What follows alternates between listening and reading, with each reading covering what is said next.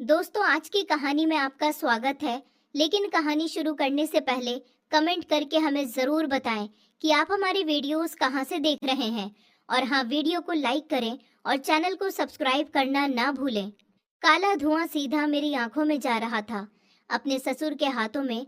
जब मैंने किचन के कोने में खड़े होकर उस लिफाफे को देखा, वो सिर्फ एक कागज़ का टुकड़ा नहीं था, वो मेरी रातों की नींद और अब तक की मेहनत थी। वो डायरेक्टर ऑफ हॉस्पिटल एडमिनिस्ट्रेशन का लिफाफा था। मुझे एक बहुत बड़े हॉस्पिटल से डायरेक्टर ऑफ हॉस्पिटल एडमिनिस्ट्रेशन बनने का मौका मिला था, लेकिन वो उस वक्त मेरे ससुर के हाथों में था और उनके चेहरे पर एक अजीब सा गुस्सा था। वो मुझे ही घूर रहे थे। उन्होंने उस कागज को जला दिया मेरी आंखों के सामने। वो धीरे धीरे करके जलने लगा और देखते ही देखते वो पूरी तरह जलने वाला था। मेरी आंखों के सामने मेरे सालों की मेहनत बर्बाद हो रही थी। मैं आगे बढ़ी कि उस कागज को बचा सकूं, लेकिन उसी वक्त किसी ने मेरा हाथ बहुत जोर से पकड़ लिया। मेरा नाम तन्वी है। मेरी शादी को अभी ज्यादा समय नहीं हुआ था, बस 7-8 महीने ही हुए थे। लेकिन इन 7-8 महीनों में ही मुझे ऐसा लगने लगा था जैसे मैं इस घर का हिस्सा बहुत पहले से हूँ। मेरे पति का नाम आरव था और मैं उनसे बहुत प्यार करती थी। हमारी शादी किसी मजबूरी में नहीं, बल्कि हमारी अपनी मर्जी से हुई थी। हम दोनों एक दूसरे को कॉलेज के दिनों से जानते थे। पहले हमारी दोस्ती हुई, फिर धीरे धीरे वो दोस्ती प्यार में बदल गई। हम दोनों ने साथ में बहुत सारे सपने देखे थे। हम हमेशा एक दूसरे से कहा करते थे कि चाहे जिंदगी में कितनी भी मुश्किलें क्यों ना आए, हम कभी एक दूसरे का साथ नहीं छोड़ेंगे। मैं पढ़ाई में अच्छी थी और मैंने एमबीए पूरा किया था। आरव भी उसी कॉलेज में पढ़ते थे। हम अक्सर लाइब्रेरी में साथ बैठकर पढ़ाई करते थे। कभी कैंटीन में चाय पीते थे, तो कभी कॉलेज के गार्डन में बैठकर अपने आने वाले भविष्य की बातें किया करते थे। उस समय हमें लगता था कि अगर हम दोनों एक साथ हैं, तो दुनिया की कोई भी परेशानी हमारा कुछ नहीं बिगाड़ सकती। कॉलेज खत्म होने के बाद भी हमारा रिश्ता पहले जैसा ही बना रहा। फिर जब हमने अपने घर वालों को अपने बारे में बताया, तो शुरू में थोड़ी बहुत नाराजगी हुई, क्योंकि दोनों परिवारों की सोच अलग थी। लेकिन धीरे धीरे सब मान गए और आखिरकार हमारी शादी हो गई। शादी का दिन मेरी जिंदगी का सबसे खूबसूरत दिन था। मैं बहुत खुश थी। मुझे लग रहा था कि अब मेरी नई जिंदगी शुरू होने वाली है, जहां मुझे अपना प्यार भी मिलेगा और एक नया परिवार भी। मेरे ससुराल में मेरी सास ससुर और एक ननंद थी। मेरी ननंद का नाम पलक था। उसकी शादी हो चुकी थी, लेकिन वो अक्सर अपने मायके आती जाती रहती थी। उसका एक छोटा सा बेटा था जिसका नाम लक्ष्य था। वो सिर्फ 8 साल का था, लेकिन बहुत ही प्यारा और शरारती बच्चा था। जैसे ही मैं इस घर में आई, वो पहले दिन से ही मेरे पीछे पीछे घूमने लगा। कभी मुझे मामी कहकर बुलाता, कभी मेरा हाथ पकड़कर अपने खिलौने दिखाने ले जाता, कभी कहता कि मामी मेरे साथ खेलो, तो कभी कहता कि आज कहानी सुनाकर सुलाना। उसकी मासूम बातें सुनकर मेरा मन खुश हो जाता था। मुझे भी बच्चे बहुत पसंद थे, इसलिए मैं उसे कभी मना नहीं करती थी। घर में जब भी वो आता, पूरा माहौल हंसी खुशी से भर जाता था। मेरी सास भी मुझे बहुत प्यार से रखती थी। वो हर छोटी बात मुझे समझाती थी और कहती थी कि बेटी, अब यही तुम्हारा घर है, किसी बात की चिंता मत करना। मेरे ससुर भी बहुत शांत स्वभाव के इंसान थे। वो हमेशा मुझे बेटी की तरह मानते थे। जब भी मैं उनके लिए चाय बनाती या खाना परोसती, तो वो मुस्कुराकर कहते कि ऊपर वाला हर घर को ऐसी बहू दे। उनकी बातें सुनकर मुझे बहुत अच्छा लगता था। मुझे लगता था कि सच में मैं बहुत खुशकिस्मत हूँ। आरव भी मेरा बहुत ध्यान रखते थे। अगर मैं कभी थक जाती, तो वो खुद रसोई में आकर मेरी मदद करने लगते। कभी मेरे लिए चाय बना देते, तो कभी बाहर से मेरी पसंद की मिठाई ले आते। रात को हम दोनों छत पर बैठकर देर तक बातें करते, अपने कॉलेज के दिन याद करते और आने वाले समय के बारे में सोचते। हम दोनों का सपना था कि कुछ साल नौकरी करके अपना एक छोटा सा घर खरीदेंगे, जहां हम अपने हिसाब से अपनी जिंदगी शुरू करेंगे। मैं भी नौकरी करना चाहती थी, क्योंकि पढ़ाई पूरी करने के बाद मेरा सपना था कि मैं अपने पैरों पर खड़ी रहूं। लेकिन शादी के बाद मैंने सोचा कि पहले घर को अच्छे से समझ लूं, फिर नौकरी के बारे में सोचूंगी। आरव ने भी कहा था कि कोई जल्दी नहीं है, जब तुम्हारा मन करे तब नौकरी करना। मैं तुम्हारे हर फैसले में तुम्हारे साथ हूँ। उनकी यही बात मुझे सबसे ज्यादा पसंद थी, क्योंकि उन्होंने कभी मुझ पर अपनी मर्जी नहीं थोपी थी। धीरे धीरे मैं घर के हर काम में भी ढलने लगी। सुबह जल्दी उठना, सबके लिए चाय बनाना, रसोई संभालना और फिर सबके साथ बैठकर हंसते हुए खाना खाना, ये सब मेरी रोज की आदत बन गई थी। मुझे लगता था कि मेरी जिंदगी बिल्कुल वैसी ही चल रही है जैसी मैंने हमेशा चाही थी। मुझे बिल्कुल भी अंदाजा नहीं था कि आगे चलकर मेरी इस शांत और खुशहाल जिंदगी में ऐसे मोड़ आने वाले हैं जो मेरी सोच, मेरी हिम्मत और मेरे रिश्तों की असली परीक्षा लेने वाले थे। उस घर में आए मुझे कई महीने हो चुके थे और अब सुबह से लेकर रात तक घर का हर काम मेरी ही जिम्मेदारी बन चुका था। मैं सबसे पहले उठती थी, पूरे घर में झाड़ू पोछा करती थी, फिर रसोई में जाकर सबके लिए चाय बनाती थी। उसके बाद नाश्ता तैयार करती थी, बर्तन साफ करती थी, कपड़े धोती थी, सब्जियां काटती थी, दोपहर का खाना बनाती, फिर शाम की चाय और रात का खाना भी मैं ही बनाती थी। दिन खत्म होते होते मेरे हाथ पैर जवाब दे देते थे, लेकिन मैंने कभी किसी से शिकायत नहीं की, क्योंकि मैं चाहती थी कि मेरे अपने मुझे समझे और मुझे अपनाए। मैं पढ़ी लिखी थी, मैंने एमबीए किया हुआ था और शादी से पहले हमेशा यही सपना देखा था कि एक दिन अपनी मेहनत से अच्छी नौकरी करूंगी और अपने पैरों पर खड़ी रहूंगी। लेकिन शादी के बाद मैंने अपने उस सपने को कुछ समय के लिए रोक दिया था, क्योंकि मैं पहले अपने नए घर में सबके साथ अच्छा रिश्ता बनाना चाहती थी। आरव को मैंने कई बार अपने मन की बात बताई थी कि मैं नौकरी करना चाहती हूँ, और उसने हर बार यही कहा था कि अगर तुम्हारा मन है तो मैं तुम्हारे साथ हूँ। लेकिन मैंने देखा था कि घर में हर फैसला उसके पिताजी ही लेते थे, इसलिए मैं जल्दी कोई बात नहीं करना चाहती थी। मुझे धीरे धीरे महसूस होने लगा था कि इस घर में औरतों की राय की उतनी अहमियत नहीं थी जितनी की होनी चाहिए। फिर भी मैं उम्मीद नहीं छोड़ती थी। मुझे विश्वास था कि अगर मैं प्यार और समझदारी से बात करूंगी तो शायद सब लोग मेरी बात समझ जाएंगे। इसी बीच मैंने चुपचाप एक बड़े अस्पताल में इंटरव्यू दिया था, क्योंकि कॉलेज के समय से ही मेरा सपना था कि मैं अस्पताल के प्रशासन से जुड़ा काम करूं। मेरी पढ़ाई और इंटरव्यू दोनों अच्छे रहे और कुछ दिनों बाद मुझे फोन आया कि मेरा चयन डायरेक्टर ऑफ हॉस्पिटल एडमिनिस्ट्रेशन के पद के लिए हो गया है। उस समय मेरी खुशी का ठिकाना नहीं था। मुझे लगा जैसे मेरी मेहनत रंग ले आई हो। मैं सबसे पहले ये खुशखबरी आरव को बताना चाहती थी। जब मैंने उसे फोन पर बताया तो वो भी खुश हुआ और बोला कि शाम को आराम से घर पर सबको बता देना। मुझे लगा अब सब ठीक होगा। उस रात हम सब लोग डाइनिंग टेबल पर बैठे खाना खा रहे थे। माहौल बिल्कुल सामान्य था। मैं कई बार हिम्मत जुटाकर फिर रुक जाती थी। आखिर मैंने धीरे से कहा कि पिताजी, मुझे आप सबसे एक जरूरी बात करनी है। सबकी नजर मेरी तरफ उठ गई। मैंने मुस्कुराकर कहा कि मैंने कुछ दिन पहले एक अस्पताल में इंटरव्यू दिया था और आज उनका फोन आया है। उन्होंने मुझे नौकरी के लिए चुन लिया है। मैं चाहती हूँ कि अब मैं काम शुरू करूँ। मेरी बात पूरी भी नहीं हुई थी कि पिताजी का चेहरा एकदम से बदल गया। उन्होंने खाना खाते खाते हाथ रोक दिए और मेरी तरफ देखकर सख्त आवाज में कहा, बहू, हमारे घर की औरतें नौकरी नहीं करती। हमारे खानदान में कभी किसी बहू ने घर से बाहर जाकर काम नहीं किया और आगे भी नहीं करेगी। तुम्हारी पढ़ाई हो गई, ठीक है, लेकिन अब तुम्हारा असली काम इस घर को संभालना है, बाहर जाकर नौकरी करना नहीं। उनकी बात सुनकर मैं कुछ पल के लिए बिल्कुल चुप रह गई। मैंने धीरे से कहा, लेकिन पिताजी, मैंने इतनी पढ़ाई की है और ये बहुत ही अच्छा मौका है। मैं घर की जिम्मेदारियां भी निभाऊंगी और नौकरी भी संभाल लूंगी। मेरी बात पूरी होने से पहले ही उन्होंने फिर से कहा कि मुझे कोई बहाना नहीं सुनना। हमारे घर का नियम नहीं बदलेगा सिर्फ इसीलिए कि तुम्हें नौकरी करनी है।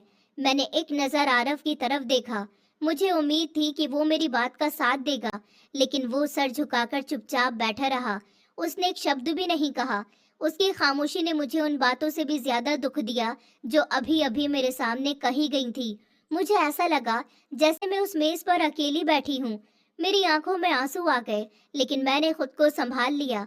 मैं नहीं चाहती थी कि कोई मुझे कमजोर समझे। तभी मेरी सास ने बिना मेरी तरफ देखे कहा, बहू, जो तुम्हारे ससुर ने कह दिया वही इस घर का आखिरी फैसला है। अब ये नौकरी वाली बात यहीं खत्म करो और जाकर सबके लिए पानी लेकर आओ। उनकी आवाज में आदेश था, अपनापन बिल्कुल भी नहीं था। मैंने अपने आंसू पोंछे और बिना कुछ बोले रसोई में चली गई।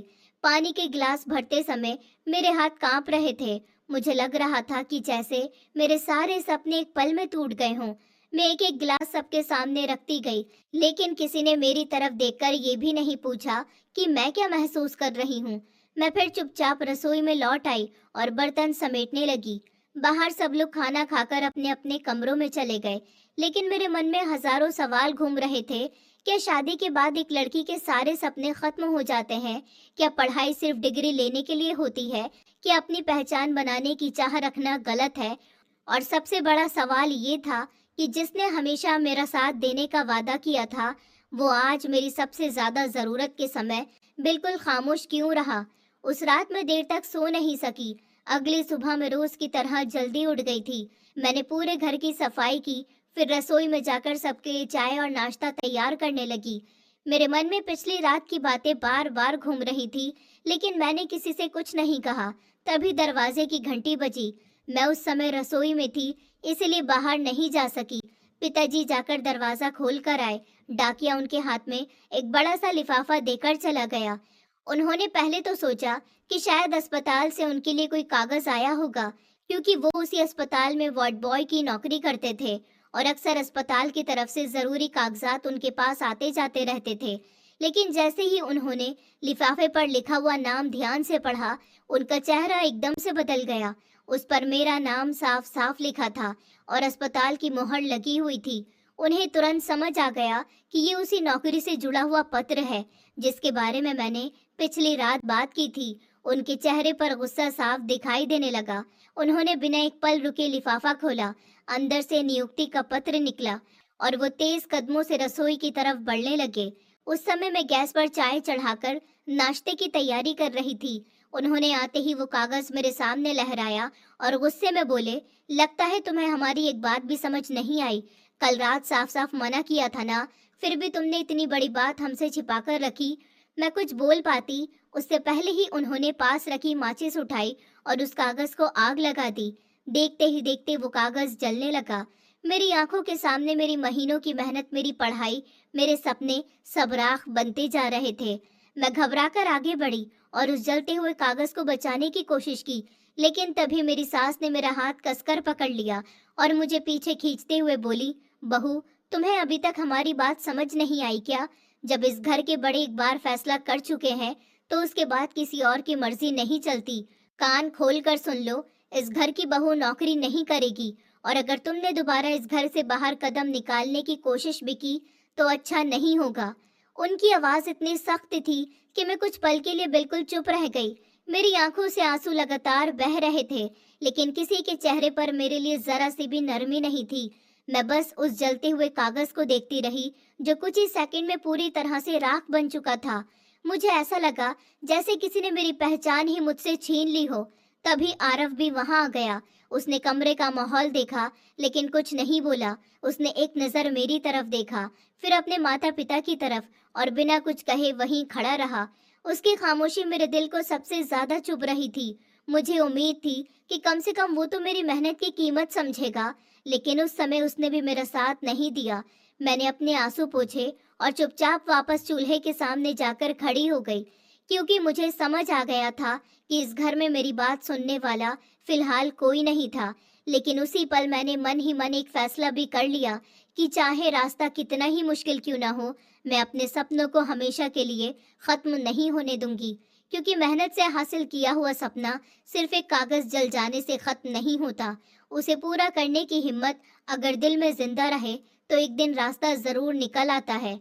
उस दिन मैंने अपने चेहरे पर जरा भी दर्द नहीं आने दिया था, लेकिन सच तो ये था कि अंदर ही अंदर मैं पूरी तरह टूट चुकी थी। दोपहर का समय था। मैं हमेशा की तरह रसोई में खड़ी होकर सबके लिए खाना बना रही थी। गैस पर दाल चढ़ी हुई थी, दूसरी तरफ सब्जी बन रही थी और मैं रोटियां बेल रही थी। तभी बाहर दरवाजे की घंटी बजी। कुछ ही पल बाद मुझे अपनी ननंद पलक की आवाज सुनाई दी। उसके साथ उसका बेटा लक्ष्य भी आया था। जैसे ही लक्ष्य ने मुझे देखा, वो खुशी से मामी मामी कहता हुआ रसोई की तरफ आने लगा, लेकिन पलक ने उसे अपने पास बैठा लिया और कहा कि पहले इधर बैठो, मामी से बाद में मिल लेना। मैं चुपचाप अपना काम करती रही, लेकिन रसोई और हॉल के बीच ज्यादा दूरी नहीं थी, इसलिए उनकी हर बात मेरे कानों तक साफ पहुंच रही थी। मेरी सास हंसते हुए अपनी बेटी से कह रही थी, अरे तुझे पता है ना, तेरी भाभी के तो बहुत पढ़ निकल आए थे, महारानी नौकरी करने चली थी, वो भी किसी बड़े अस्पताल में। अब सोच रही थी कि ऑफिस जाएगी, कुर्सी पर बैठेगी और लोग इन्हें मैडम कहकर बुलाएंगे। लेकिन हमने समय रहते इनके सारे सपने खत्म कर दिए। बहू अगर घर से बाहर निकलने लगे तो फिर घर कौन संभालेगा? हमारे खानदान में आज तक किसी बहू ने नौकरी नहीं की और आगे भी नहीं करेगी। पलक भी हंसते हुए बोली, मम्मी आपने बिल्कुल सही किया। आजकल की लड़कियां 2 पैसे का पढ़ लिख क्या लेती हैं? इन्हें लगता है कि घर वालों की कोई जरूरत ही नहीं है। नौकरी करेगी तो कल को अपनी मर्जी भी चलाएगी।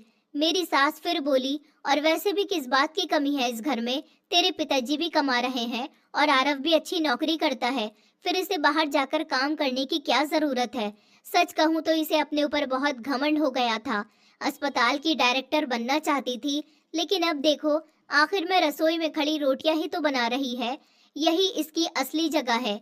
दोनों माँ बेटी की हंसी पूरे हॉल में गूंज रही थी। उनकी एक एक बात मेरे सीने में तीर की तरह चुभ रही थी।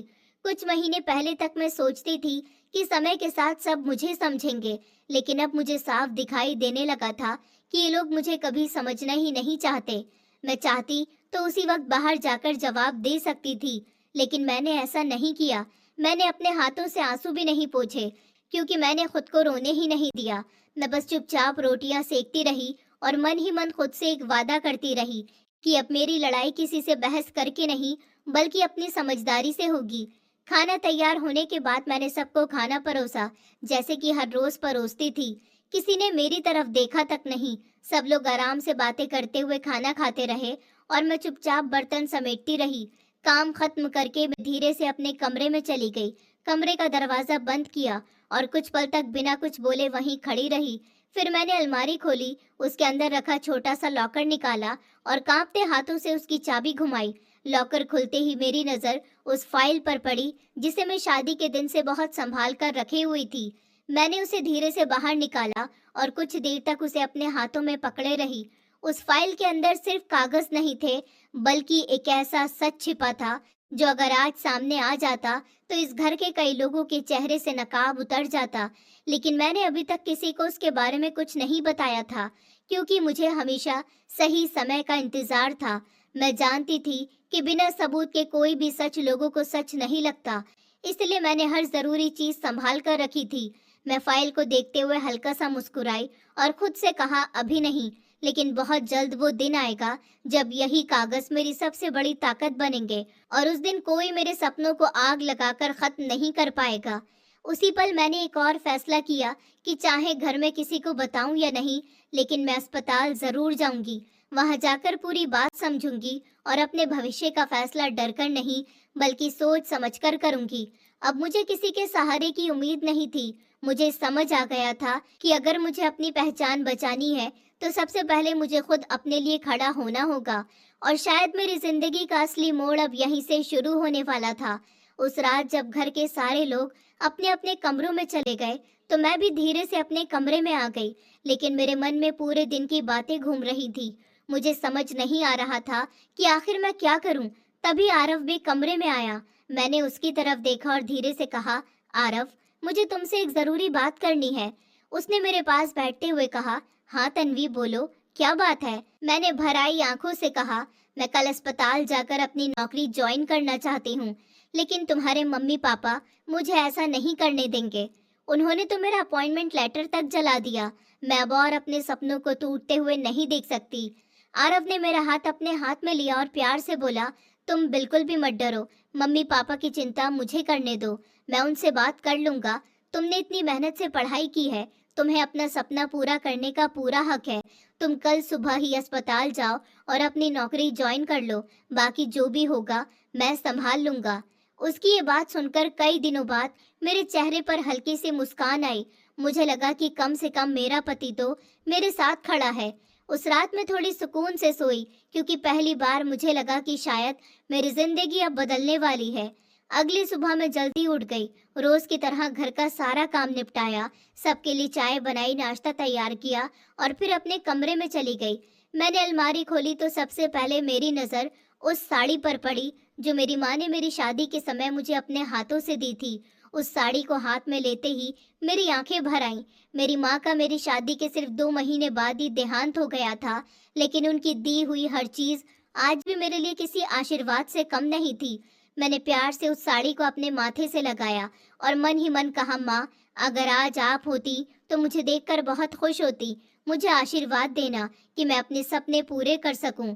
मैंने वही साड़ी पहन ली और शीशे के सामने खड़े होकर खुद को देखा तो पहली बार मुझे अपने अंदर फिर से वही आत्मविश्वास महसूस हुआ जो शादी से पहले हुआ करता था।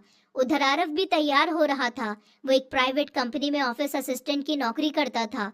रोज समय पर ऑफिस पहुंचता, फाइलें संभालता, जरूरी कागजात तैयार करता, प्रिंट निकालता और अपने बॉस के बताए हुए सारे काम ईमानदारी से करता था।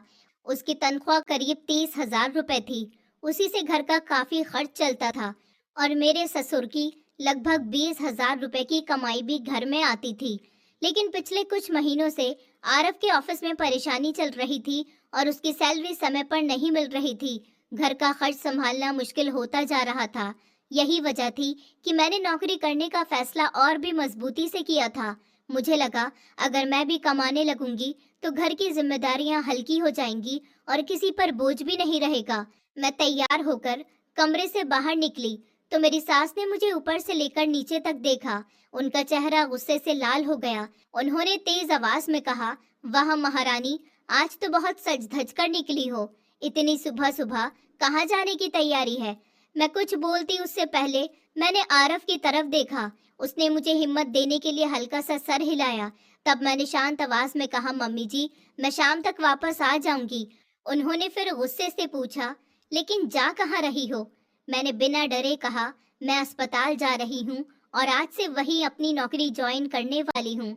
मेरी बात सुनते ही उनकी आंखें फैल गईं और उनका चेहरा एकदम पीला पड़ गया। उन्हें शायद बिल्कुल भी उम्मीद नहीं थी कि मैं उनके मना करने के बाद भी इतना बड़ा कदम उठाऊंगी। फिर मैं घर से बाहर निकली तो बाहर एक सफेद रंग की बड़ी सी गाड़ी पहले से ही मेरा इंतजार कर रही थी। ड्राइवर ने जैसे ही मुझे देखा, उसने तुरंत गाड़ी का दरवाजा खोला और आदर से मुझे अंदर बैठने के लिए कहा। मैं चुपचाप जाकर गाड़ी में बैठ गई और गाड़ी धीरे धीरे हॉस्पिटल की तरफ चल पड़ी। रास्ते भर मैं खिड़की के बाहर देख रही थी, लेकिन मेरी नजरें बाहर थी और मेरा दिमाग कहीं और ही चल रहा था। मेरे मन में बार बार वही बातें घूम रही थी जो कुछ देर पहले घर में हुई थी। मुझे एक एक बात याद आ रही थी। मैं सोच रही थी कि इंसान की जिंदगी भी कितनी अजीब होती है।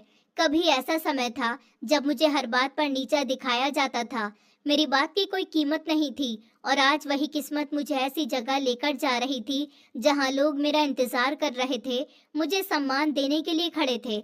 लेकिन मेरे मन में सबसे ज्यादा एक बात ही चल रही थी कि आज मेरे ससुर का चेहरा देखने लायक होगा, क्योंकि उन्हें बिल्कुल भी अंदाजा नहीं था कि जिस हॉस्पिटल में वो कई सालों से एक वार्ड बॉय की नौकरी कर रहे हैं, आज उसी हॉस्पिटल की नई डायरेक्टर उनकी अपनी बहू बनने वाली है। मैं सोचकर ही हैरान हो रही थी कि जब उनकी नजर पहली बार मुझ पर पड़ेगी तब उनके चेहरे का रंग कैसे बदल जाएगा। क्या उन्हें अपनी पुरानी बातें याद आएंगी? क्या उन्हें अपने किए हुए व्यवहार पर पछतावा होगा, या फिर वो पहले की तरह ही घमंड में रहेंगे? यही सब सोचते सोचते पता ही नहीं चला कि हॉस्पिटल कब आ गया। गाड़ी जैसे ही हॉस्पिटल के मुख्य गेट के अंदर दाखिल हुई, वहां पहले से ही काफी लोग खड़े दिखाई दिए। जैसे ही गाड़ी रुकी, ड्राइवर ने उतरकर मेरे लिए दरवाजा खोला।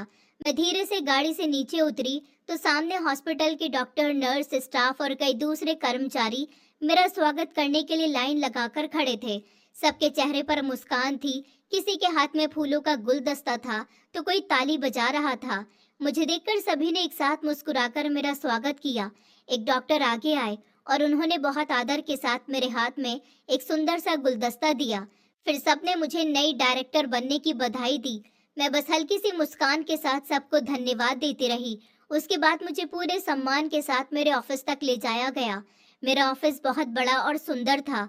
अंदर जाते ही मैंने चारों तरफ नजर घुमाई। सब कुछ बहुत अच्छे से सजा हुआ था।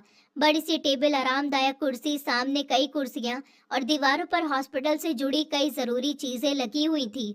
मैं अपनी कुर्सी पर बैठ गई और कुछ देर तक बिना कुछ बोले वहीं बैठी रही। मेरे मन में बहुत सारी बातें चल रही थी, लेकिन मेरे चेहरे पर पूरा आत्मविश्वास दिखाई दे रहा था। कुछ देर के बाद मैंने तय किया कि सबसे पहले पूरे हॉस्पिटल का हाल खुद जाकर देखना चाहिए। मैं अपनी कुर्सी से उठी और डायरेक्टरों के साथ पूरे हॉस्पिटल का राउंड लगाने निकल गई। मैं हर वार्ड में गई, हर मरीज से बात की, उनसे पूछा कि उन्हें यहाँ कोई परेशानी तो नहीं है, दवाइयाँ समय पर मिल रही हैं या नहीं, डॉक्टर ठीक से देख रहे हैं या नहीं। कई मरीजों ने मेरी बात सुनकर खुशी जताई। कुछ लोगों ने छोटी मोटी शिकायतें भी बताईं, जिन्हें मैंने वहीं खड़े होकर नोट करवाया। मैं चाहती थी कि इस हॉस्पिटल में किसी भी मरीज के साथ कोई गलत व्यवहार न हो। मैं हर कमरे में गई, हर जगह ध्यान से देखा, सफाई कैसी है, दवाइयों का इंतजाम कैसा है, स्टाफ अपना काम सही तरीके से कर रहा है या नहीं। मैं किसी भी चीज को बिना देखे छोड़ना नहीं चाहती थी, क्योंकि अब इस हॉस्पिटल की जिम्मेदारी मेरे ऊपर थी। राउंड खत्म करके जब मैं वापस अपने ऑफिस में आई, तब मेरे मन में एक ही बात थी कि अब समय आ गया है उन लोगों का सच सबके सामने लाने का, जो इतने सालों से अपनी नौकरी को जिम्मेदारी नहीं बल्कि सिर्फ मजबूरी समझकर कर रहे थे। और उनमें सबसे बड़ा नाम मेरे ससुर का भी था। मुझे पता था कि आज का दिन सिर्फ मेरे लिए नहीं बल्कि उनके लिए भी जिंदगी का सबसे बड़ा सबक बनने वाला है। मैंने तुरंत हॉस्पिटल के मुख्य डॉक्टर को अपने ऑफिस में बुलाया। वो कुछ ही मिनटों में मेरे सामने आकर खड़े हो गए। मैंने उनसे शांत आवाज में कहा कि आज ही अभी इसी समय पूरे हॉस्पिटल की एक मीटिंग रखी जाए। उसमें doctor, nurse, ward boy, security guard, सफाई कर्मचारी और हॉस्पिटल का हर स्टाफ मौजूद होना चाहिए। कोई भी व्यक्ति गैर हाजिर नहीं रहना चाहिए। और साथ ही मुझे हर कर्मचारी का आज तक का पूरा रिकॉर्ड भी चाहिए।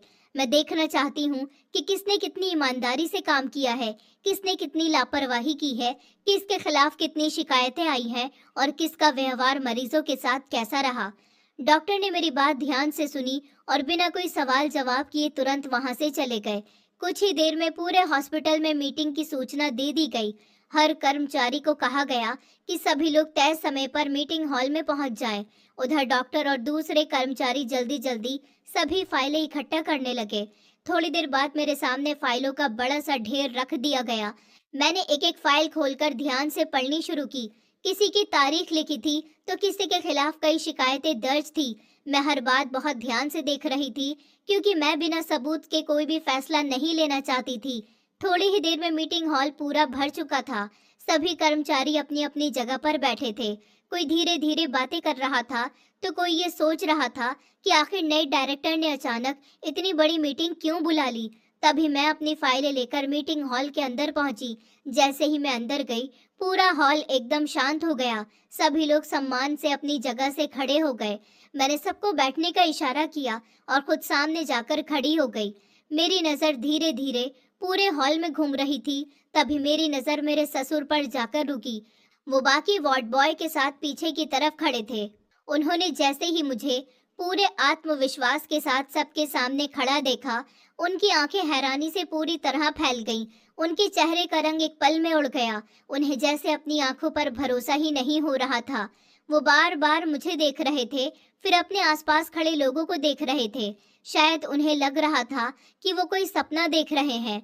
उनके हाथ हल्के हल्के कांपने लगे, माथे पर पसीना साफ दिखाई देने लगा और उनके चेहरे पर डर, घबराहट और शर्म सब एक साथ नजर आने लगे, क्योंकि जिस बहू को उन्होंने हमेशा कमजोर समझा था, आज वही उनके सामने इस पूरे हॉस्पिटल की डायरेक्टर बनकर खड़ी थी और अब फैसला करने का अधिकार भी उसी के हाथ में था। फिर मैंने सबके सामने पूरे आत्मविश्वास के साथ खड़े होकर तेज आवाज में कहा कि आप सभी लोग ध्यान से मेरी बात सुनिए, क्योंकि आज से इस अस्पताल की जिम्मेदारी मेरे हाथ में है और मैं चाहती हूँ कि इस हॉस्पिटल का नाम हमेशा अच्छे काम की वजह से लिया जाए। मैं किसी भी तरह की लापरवाही बिल्कुल भी बर्दाश्त नहीं करूंगी। मुझे दवाइयों से लेकर मरीजों के टेस्ट तक हर चीज समय पर और सही तरीके से चाहिए। हॉस्पिटल के हर कमरे का, हर वार्ड, हर गलियारे और हर कोने में पूरी साफ सफाई होनी चाहिए। किसी भी मरीज को इलाज के लिए इधर उधर भटकना नहीं चाहिए। कोई मरीज घंटों इंतजार करता हुआ नहीं दिखना चाहिए। किसी को दवाई समय पर ना मिले, ऐसा भी नहीं होना चाहिए। और अगर किसी भी मरीज की तरफ से किसी डॉक्टर, किसी नर्स, किसी वार्ड बॉय, किसी सिक्योरिटी गार्ड या किसी भी कर्मचारी की शिकायत मेरे पास आई, तो उसके खिलाफ तुरंत कार्रवाई होगी, चाहे वो इस हॉस्पिटल में कितने भी सालों से काम कर रहा हो। मेरे लिए सभी कर्मचारी बराबर हैं और किसी को भी उसकी पुरानी नौकरी या पहचान की वजह से कोई छूट नहीं मिलेगी। यहाँ सिर्फ वही रहेगा जो ईमानदारी से अपना काम करेगा। मैं नहीं चाहती कि इस हॉस्पिटल में आने वाला कोई भी इंसान दुखी होकर वापस जाए। वो यहाँ इलाज कराने आए और उसे ऐसा महसूस हो कि वो सही जगह पर आया है। इसलिए आज के बाद हर किसी को अपना काम पूरी जिम्मेदारी के साथ करना होगा। मेरी बातें सुनकर पूरे हॉल में एकदम से सन्नाटा छा गया। कोई भी एक दूसरे से बात करने की हिम्मत नहीं कर रहा था। सब लोग बहुत ध्यान से मेरी बातें सुन रहे थे, लेकिन मेरी नज़र बार बार मेरे ससुर की तरफ जा रही थी। उनकी हालत सबसे ज्यादा खराब दिखाई दे रही थी। उनके चेहरे का रंग पूरी तरह से उतर चुका था। माथे पर लगातार पसीना आ रहा था। वो बार बार अपनी जेब से रुमाल निकालते और अपने माथे का पसीना पोंछते, फिर घबराकर अपना चश्मा उतारते उसे साफ करते और दोबारा पहन लेते। लेकिन फिर भी उनकी नजरें मेरी तरफ से हट नहीं रही थी, जैसे उन्हें अब तक यकीन ही नहीं हो रहा था कि उनके सामने खड़ी उनकी बहू ही इस पूरे हॉस्पिटल की नई डायरेक्टर है। उनकी आंखों में डर भी था, शर्म भी थी और एक अजीब सी बेचैनी भी साफ दिखाई दे रही थी। शायद उन्हें अपनी हर वो बात याद आ रही थी जो उन्होंने मेरे साथ की थी। मैं उनकी हालत देखकर समझ रही थी कि आज उन्हें पहली बार अपनी गलतियों का एहसास हो रहा है, लेकिन मेरे चेहरे पर कोई भाव नहीं था। मैं सिर्फ अपने काम पर ध्यान दे रही थी। कुछ देर बाद मैंने अपनी बात खत्म की और सभी कर्मचारियों से कहा कि आप लोग अपने अपने काम पर जा सकते हैं, लेकिन याद रखिए, आज के बाद इस हॉस्पिटल में सिर्फ ईमानदारी और मेहनत चलेगी, कोई बहाना नहीं चलेगा। मेरी बात खत्म होते ही सभी लोग धीरे धीरे मीटिंग हॉल से बाहर निकलने लगे, लेकिन जाने से पहले हर कोई एक बार मेरी तरफ जरूर देख रहा था। शायद सभी के मन में यही चल रहा था कि नई डायरेक्टर काफी सख्त है और अब इस हॉस्पिटल में पहले जैसा कुछ भी नहीं चलेगा। जब लगभग सभी लोग बाहर निकल गए, तब मैंने अपने सामने खड़े डॉक्टर से कहा कि मिस्टर संजय को मेरे केबिन में भेज दीजिए। डॉक्टर ने सर हिलाकर हाँ कहा और बाहर चले गए। उधर मेरे ससुर का दिल तेजी से धड़कने लगा। उन्हें समझ नहीं आ रहा था कि आखिर मैंने उन्हें अकेले क्यों बुलाया है। वो धीरे धीरे कदम बढ़ाते हुए मेरे केबिन की तरफ आए। उनके चेहरे पर साफ डर दिखाई दे रहा था। ऐसा लग रहा था जैसे उनका पूरा शरीर कांप रहा हो। जब उन्होंने दरवाजे पर दस्तक दी तो मैंने अंदर आने के लिए कहा। वो धीरे से दरवाजा खोलकर अंदर आए। उनका पूरा शरीर पसीने से भीग चुका था। ऐसा लग रहा था जैसे वो तेज बारिश में भीग कर आए हों। उनके हाथ भी हल्के हल्के कांप रहे थे। वो मेरी टेबल से थोड़ी दूरी पर आकर खड़े हो गए, लेकिन उनकी हिम्मत नहीं हो रही थी कि मेरी तरफ ठीक से देख भी सके। कुछ पल तक कमरे में पूरी खामोशी रही।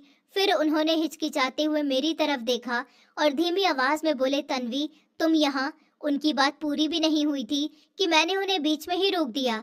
मैंने शांत लेकिन सख्त आवाज में कहा, मिस्टर संजय, यहाँ आप मुझे मेरे नाम से ही बुला सकते हैं। यहाँ मैं आपकी बहू नहीं हूँ और ना ही ये आपका घर है। ये हॉस्पिटल है और इस हॉस्पिटल की मैं डायरेक्टर हूँ, इसलिए आप यहाँ मुझे सिर्फ मैम कहकर बुलाएंगे, क्योंकि यहाँ रिश्तों से ज्यादा नियम चलते हैं और मुझे उम्मीद है कि आपको इस बात का पूरा ध्यान रहेगा। मेरी बात सुनते ही उन्होंने तुरंत अपना सर झुका लिया और घबराई हुई आवाज में बोले, सॉरी मैम, मुझसे गलती हो गई, मुझे माफ कर दीजिए। मैं बहुत ही शर्मिंदा हूँ, सच कह रहा हूँ। मुझे बिल्कुल भी नहीं पता था कि वो लेटर आपके लिए था और आप इस हॉस्पिटल की डायरेक्टर बनने वाली हैं। अगर मुझे पहले से इसकी थोड़ी सी भी जानकारी होती तो मैं वो लेटर कभी नहीं जलाता। मैं ऐसी गलती कभी नहीं करता, प्लीज मुझे माफ कर दीजिए।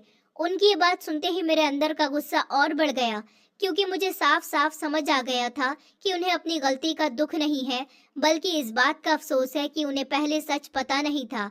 मैं मन ही मन सोचने लगी कि ये इंसान कितना लालची है। अगर इन्हें पहले पता होता कि मैं इतने बड़े हॉस्पिटल की डायरेक्टर बनने वाली हूँ, तो यही लोग मुझे नौकरी करने के लिए खुद कहते, मेरा साथ देते और मेरी हर बात मानते। लेकिन अगर मैं किसी छोटे से हॉस्पिटल में साधारण नौकरी करने जा रही होती, तो यही लोग मुझे कभी घर से बाहर कदम भी नहीं रखने देते। इन्हें मेरी खुशी से कभी मतलब नहीं था, इन्हें सिर्फ अपने फायदे से मतलब था। और आज भी ये माफी अपने लिए शर्मिंदा होकर नहीं, बल्कि अपनी नौकरी बचाने के लिए मांग रहे हैं। मैं कुछ पल तक उन्हें देखती रही, फिर मैंने अपनी टेबल पर रखी उनकी फाइल उठाई और उनके सामने रख दिया। मैंने फाइल खोलते हुए कहा, मिस्टर संजय, क्या आप जानते हैं कि इस फाइल में क्या लिखा है? उन्होंने घबराकर मेरी तरफ देखा, लेकिन कुछ नहीं बोले। मैंने एक एक पन्ना पलटना शुरू किया और फिर उनकी तरफ देखते हुए कहा कि ये सब क्या है? इतने सालों से आप इस हॉस्पिटल में क्या कर रहे थे? क्या आपको पता नहीं कि ये सब हॉस्पिटल के नियमों के बिल्कुल खिलाफ है? आपके खिलाफ कई शिकायतें दर्ज हैं। आपने कई मरीजों और उनके परिवार वालों से पैसे लिए ताकि उनका काम जल्दी हो जाए। किसी का टेस्ट पहले करवाया, किसी को जल्दी बेड दिलवाया, किसी की फाइल आगे बढ़ाने के लिए रिश्वत ली। क्या आपको लगा कि आपकी ये सारी हरकतें कभी किसी की नज़र में नहीं आएंगी? क्या आपको सच में ऐसा लगता था कि आप जिंदगी भर लोगों को धोखा देकर बचते रहेंगे? मेरी हर बात सुनते ही उनके चेहरे का रंग पूरी तरह से उड़ गया। उनके होंठ कांपने लगे, उनकी आंखें नीचे झुक गईं और ऐसा लग रहा था जैसे उनके पैरों के नीचे से जमीन ही खिसक गई हो, क्योंकि अब उन्हें समझ आ चुका था कि उनके सारे राज मेरे सामने खुल चुके हैं और अब उनसे बच निकलना लगभग नामुमकिन था। फिर वो तुरंत मेरे सामने हाथ जोड़कर खड़े हो गए। उनकी आवाज़ कांप रही थी और वो बार बार एक ही बात कह रहे थे कि मैम, मुझे माफ़ कर दीजिए, मुझसे बहुत बड़ी गलती हो गई है, अब ऐसा कभी भी नहीं होगा। मैं वादा करता हूँ कि आज के बाद पूरी ईमानदारी से अपना काम करूँगा, किसी मरीज से कभी एक रुपया भी नहीं लूँगा। बस एक बार मुझे माफ़ कर दीजिए, मेरी नौकरी मत लीजिए, मेरे परिवार का क्या होगा? मैं सच में बदल जाऊँगा, प्लीज़ मैडम मुझे एक मौका दे दीजिए। वो लगातार हाथ जोड़े मेरे सामने खड़े रहे, लेकिन इस बार मेरा दिल बिल्कुल नहीं पसीजा, क्योंकि मैं जानती थी कि अगर आज मैंने इन्हें माफ़ कर दिया तो इस हॉस्पिटल में बाकी लोगों को भी यही लगेगा कि नियम सिर्फ दिखाने के लिए है। मैंने उनकी पूरी फाइल फिर से बंद की और उनकी तरफ देखते हुए शांत लेकिन सख्त आवाज़ में कहा, मिस्टर संजय, इस हॉस्पिटल में किसी की पहचान नहीं देखी जाती, सिर्फ उसका काम देखा जाता है। आपने मरीजों के भरोसे का फायदा उठाया और ये सिर्फ एक छोटी गलती नहीं बल्कि बहुत बड़ा अपराध है, इसलिए मैं आपको माफ़ नहीं कर सकती। आज से आपको इस हॉस्पिटल की नौकरी से सस्पेंड किया जाता है।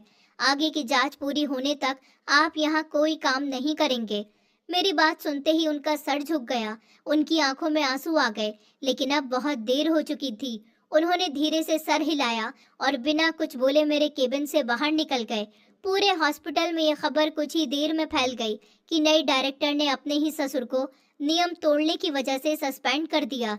ये सुनकर हर कर्मचारी समझ गया कि अब इस हॉस्पिटल में किसी के साथ पक्षपात नहीं होगा। पूरा दिन मैं हॉस्पिटल में काम में लगी रही, कई फाइलें देखी, कई फैसले लिए और शाम होने तक मैं बहुत थक चुकी थी। जब मैं घर पहुंची तो देखा मेरी सास दरवाजे पर खड़ी मेरा इंतजार कर रही थी। जैसे ही उन्होंने मुझे देखा, उनके चेहरे पर एक बनावटी सी मुस्कान आ गई। वो जल्दी से मेरे पास आई और बोली, अरे बहू तू आ गई, मैं तो कब से तेरी राह देख रही थी। बेटा मुझे माफ कर दे, मुझसे बहुत गलतियां हो गईं। मैं नहीं जानती थी कि मेरी बहू इतनी पढ़ी लिखी, इतनी समझदार और इतनी काबिल है। मुझे अपने किए पर बहुत पछतावा है। उनकी बातें सुनकर मेरे अंदर गुस्सा और बढ़ गया, क्योंकि सुबह तक यही औरत मुझे घर से बाहर निकलने तक नहीं देना चाहती थी और अब वही मेरे सामने बैठी मीठी मीठी बातें कर रही थी। मैं मन ही मन सोच रही थी कि सच में इंसान पैसे और पद देखकर कितनी जल्दी बदल जाता है। इन्हें मेरी अच्छाई से कभी मतलब नहीं था, इन्हें सिर्फ इस बात से मतलब था कि आज मैं एक बड़े पद पर हूँ। मुझे उनकी सोच पर तरस भी आ रहा था और घिन भी। तभी पीछे से मेरे ससुर भी धीरे धीरे चलते हुए वहां आ गए। उनका चेहरा पूरी तरह उतर चुका था। उन्होंने मेरे सामने आकर हाथ जोड़ लिया और बोले, बेटा मुझे माफ कर दो। मैं मानता हूँ मैंने तुम्हारे साथ बहुत गलत किया, लेकिन मैं वादा करता हूँ कि अब कभी ऐसी गलती नहीं करूँगा। तुम जैसा कहोगी मैं वैसा ही करूँगा, बस मुझे माफ कर दो। मैंने उनकी तरफ बिना कोई भाव दिखाए देखा और साफ शब्दों में कहा, बहुत देर हो चुकी है, मैं इस घर में अब और नहीं रह सकती।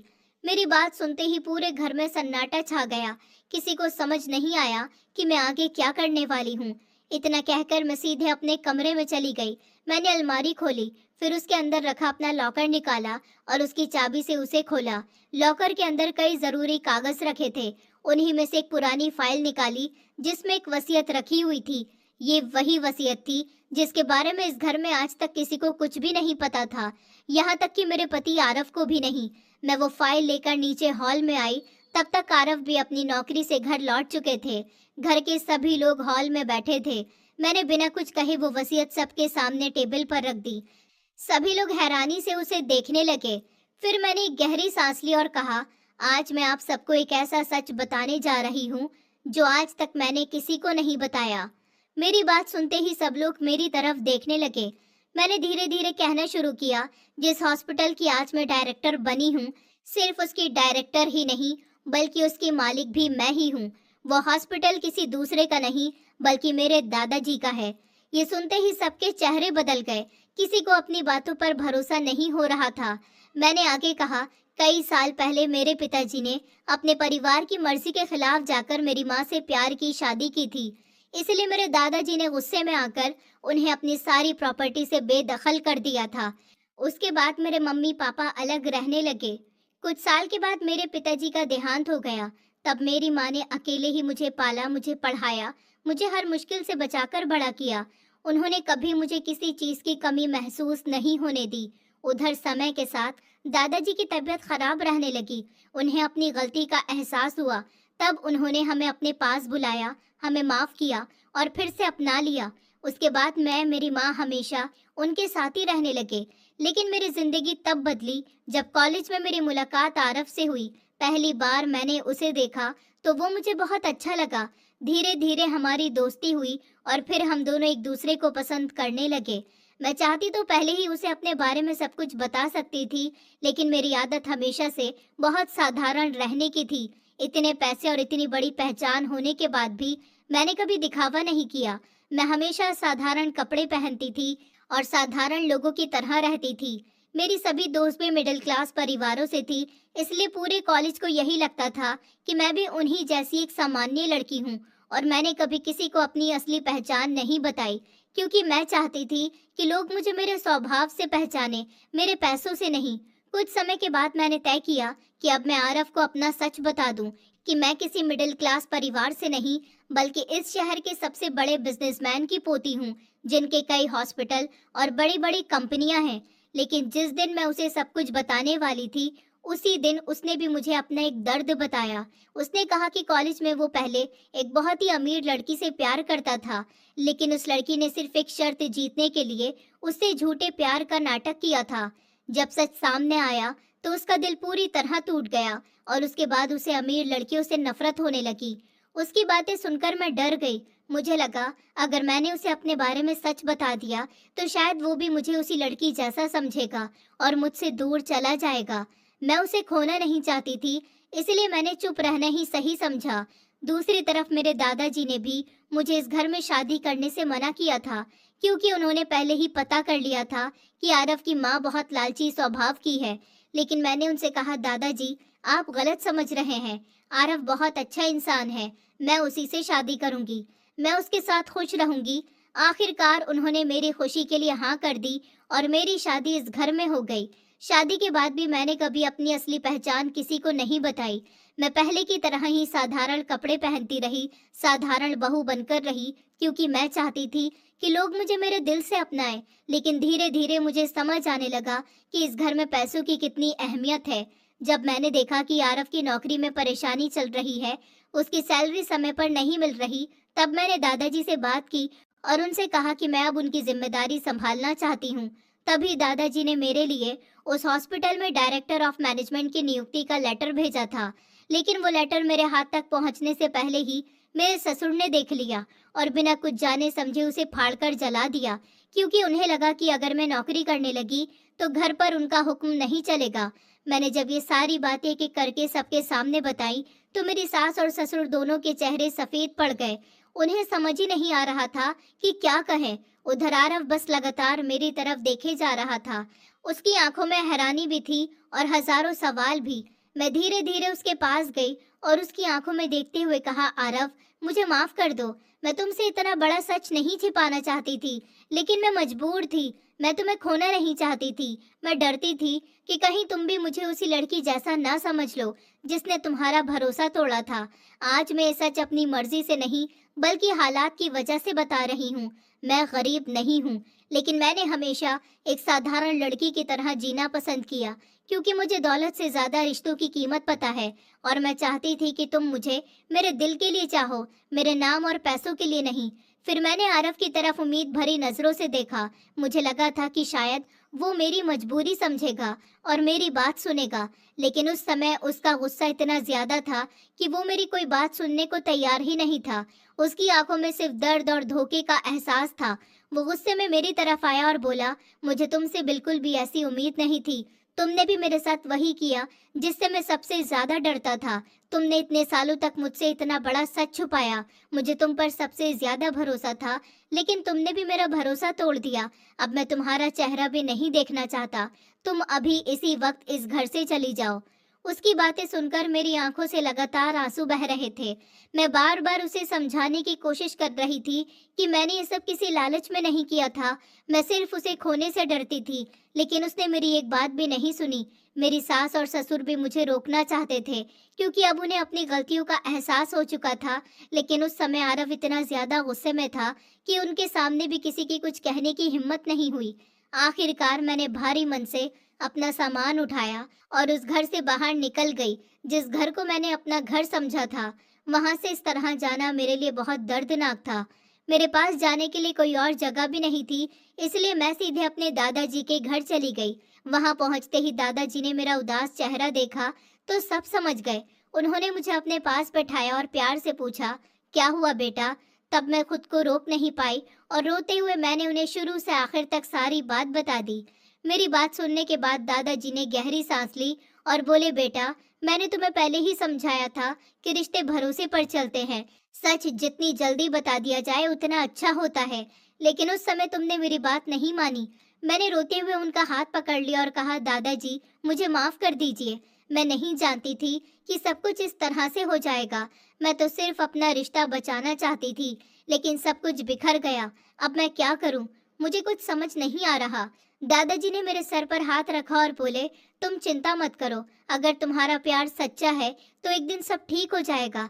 अभी तुम्हें मजबूत बनना होगा। मैं तुम्हारे साथ हूँ। उनकी बातें सुनकर मुझे थोड़ी हिम्मत मिली। मैं फिर से अपने काम में लग गई, लेकिन दिल से आरव को कभी नहीं निकाल पाई। मैं उसे रोज याद करती थी। मैंने कई बार उसे फोन किया, उसे मैसेज भेजे, उससे बात करने की कोशिश की, लेकिन उसने कभी मेरा फोन नहीं उठाया। धीरे धीरे कई दिन बीत गए, लेकिन हमारे बीच की दूरी कम नहीं हुई। एक दिन मैं हॉस्पिटल में अपने केबिन में बैठकर काम कर रही थी, तभी मेरे फोन की घंटी बजी। मैंने देखा कॉल मेरी सास की थी। मैंने तुरंत फोन उठाया। दूसरी तरफ से उनकी रोती हुई आवाज आई, बेटा, प्लीज हमारे नाती की जान बचा ले। मैं तेरे आगे हाथ जोड़ती हूँ, हम बहुत बड़ी मुसीबत में हैं। उनकी आवाज सुनकर मैं घबरा गई। मैंने तुरंत पूछा, क्या हुआ माँ जी? तब उन्होंने रोते हुए बताया कि लक्ष्य के दिल में छेद है और ये बात तुम्हारे जाने के बाद पता चली। हमने उसे कई बड़े हॉस्पिटलों में दिखाया, लेकिन सभी डॉक्टरों ने जवाब दे दिया। सब यही कह रहे हैं कि अब बच्चे को बचाना बहुत मुश्किल है। वो अभी बहुत छोटा है। हम क्या करें? हमें कुछ समझ नहीं आ रहा। तभी मेरी ननद भी रोते हुए फोन पर आई और बोली, भाभी, प्लीज हमारे बेटे को बचा लीजिए। हम सब टूट चुके हैं। उनकी बातें सुनकर मेरा दिल भर आया। मैंने बिना एक पल सोचे कहा कि आप लोग घबराइए मत। लक्ष्य को तुरंत हमारे हॉस्पिटल लेकर आइए। उसके इलाज में कोई कमी नहीं रहेगी। मैं अपनी तरफ से पूरी कोशिश करूंगी। फोन रखते ही मैंने तुरंत दादाजी से बात की और सारी बात बताई। दादाजी ने भी बिना देर किए कहा, बेटा, अगर बच्चे की जान बच सकती है तो दुनिया के किसी भी कोने से डॉक्टर बुलाना पड़े तो बुलाओ। पैसे की बिल्कुल भी चिंता मत करना। मैंने उसी समय फैसला किया कि लक्ष्य के इलाज में कोई कमी नहीं रहने दूंगी। मैंने अमेरिका के मशहूर cardiac surgeon doctor Daniel Anderson को खास तौर पर हमारे हॉस्पिटल बुलाने की व्यवस्था की। अगले ही दिन डॉक्टर डैनियल अपनी मेडिकल टीम के साथ भारत पहुंच गए।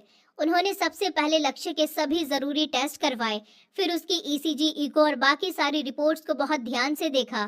फिर काफी देर तक हर रिपोर्ट देखने के बाद उन्होंने कहा कि बच्चे की हालत गंभीर जरूर है, लेकिन अगर समय रहते ऑपरेशन कर दिया जाए तो उसे बचाया जा सकता है।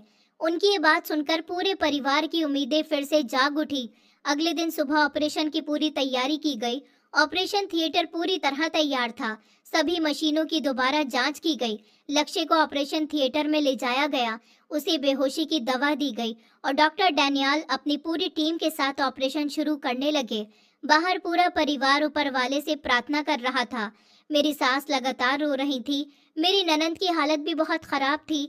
यहाँ तक कि आरव भी पहली बार पूरी तरह टूट चुका था। मैं भी बाहर खड़ी हर पल ऊपर वाले से यही दुआ कर रही थी कि इस मासूम बच्चे को कुछ न हो। कई घंटों तक ऑपरेशन चलता रहा। डॉक्टर डैनियल ने बहुत सावधानी से दिल तक पहुंचकर उस छेद को एक खास मेडिकल पैच की मदद से बंद किया। ऑपरेशन के दौरान हर पल बच्चे की धड़कनों पर नजर रखी जा रही थी।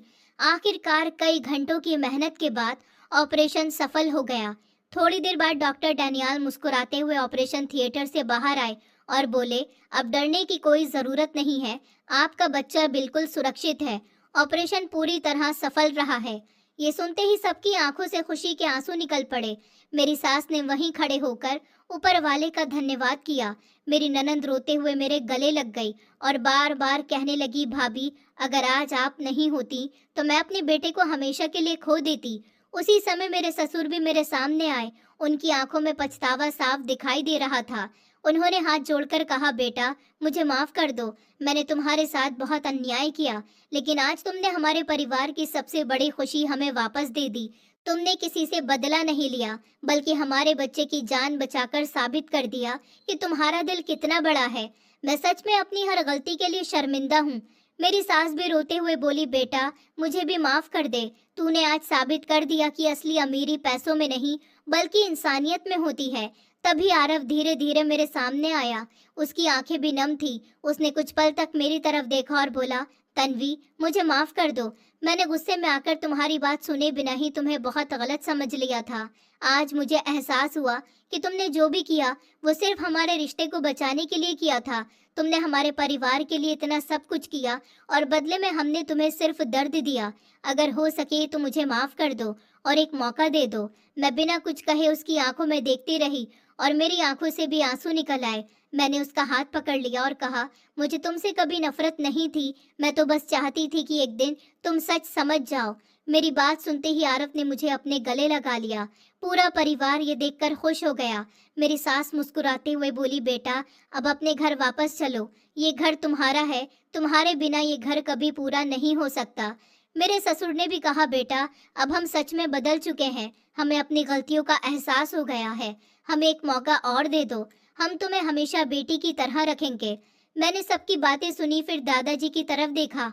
उन्होंने मुस्कुराकर सर हिलाया, जैसे कह रहे हों कि अगर तुम्हारा दिल मानता है तो अपने परिवार को एक मौका दे दो। आखिरकार मैंने सबको माफ कर दिया और खुशी खुशी अपने परिवार के साथ वापस अपने घर चली गई, जहां इस बार मेरा स्वागत सिर्फ एक बहू के रूप में नहीं, बल्कि उस बेटी के रूप में हुआ जिसने अपने प्यार, अपने धैर्य और अपनी इंसानियत से पूरे परिवार को बदल दिया। दोस्तों, उम्मीद करती हूँ आपको हमारी कहानी पसंद आई होगी। कहानी पसंद आई है तो वीडियो को लाइक करें, चैनल पर नए हैं तो चैनल को सब्सक्राइब करें और हाँ, नोटिफिकेशन बेल को ज़रूर दबाएं ताकि अगली अपडेट सबसे पहले आपको मिले।